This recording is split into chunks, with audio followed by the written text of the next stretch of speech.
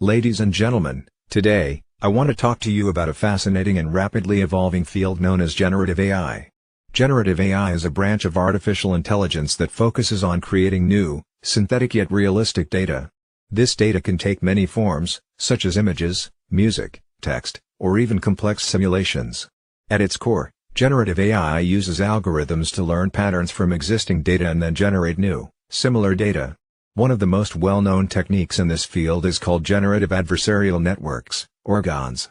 GANs consist of two neural networks, a generator that creates data, and a discriminator that evaluates the authenticity of the generated data. Through a process of trial and error, the generator improves its output until it can fool the discriminator into thinking the generated data is real. Another prominent method is variational autoencoders, or VAs, which learn to encode and decode data, allowing them to generate new samples that are similar to the original input. More recently, transformer models like me have gained attention for their ability to generate human-like text, music, and even code. The applications of generative AI are vast and promising. In the art world, it's used to create new paintings or music compositions. In healthcare, it can generate synthetic patient data for research purposes, preserving privacy. In drug discovery, it can propose new molecular structures for potential medicines.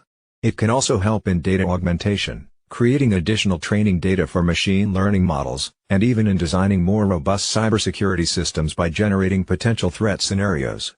However, generative AI also presents challenges and ethical considerations. It can be used to create deepfakes, which are manipulated or generated visual or audio content that can mislead people.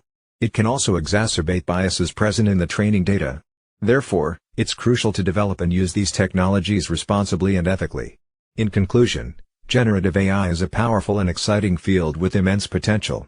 It's already changing how we create, innovate, and solve problems. As we continue to explore its capabilities, we must also remain mindful of its implications and strive to use it for the betterment of society. Thank you.